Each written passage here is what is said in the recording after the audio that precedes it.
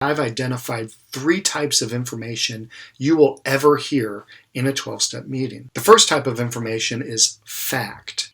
And Alcoholics Anonymous fact is anything that can be verified by the book Alcoholics Anonymous. I mean, it is, after all, named Alcoholics Anonymous. So if you can find it and verify it in the book, then it's Alcoholics Anonymous fact. One example of this would be your 4th step has to be written.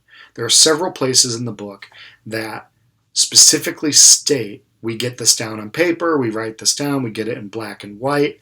So it's pretty irrefutable that the 4th step must be written. The second piece of information you'll hear in a meeting is fiction. Alcoholics Anonymous fiction is any piece of information that can be refuted by the book. An example of fiction would be just stay away from people, places, and things and you'll be okay. Well, I can actually refute that by going to page 101 where it says, any scheme of combating alcoholism which seeks to shield the sick man from temptation, aka stay away from people, places, and things, is doomed to fail. Doomed to fail! That's strong language. So I can't say stay away from people, places, and things and you'll be okay. It's just not true. Our book refutes that. It says you're not going to be okay just doing that. If you're hanging your recovery hat on doing that, you're not going to be okay.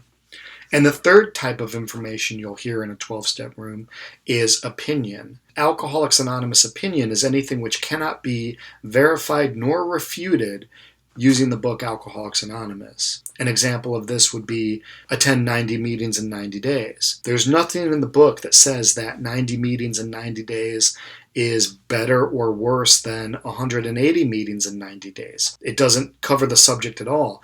I mean, if you're a young, single, unemployed male living in a sober living that mom and dad paid the first 2 months rent for, and you've got nothing to do all day, limiting yourself to 1 meeting a day is rather irresponsible. There's no reason you can't be making 2 or 3 meetings a day for your first 90 days. On the other hand, if you're a single mother raising 2 children, working a full-time job, and attempting to go to school part-time, and you've got the choice between going to your son's soccer game or attending a meeting, and then you don't, we've just set that woman up for failure. And you're going to have some old-timer in the room say, well, you drank every day, didn't you?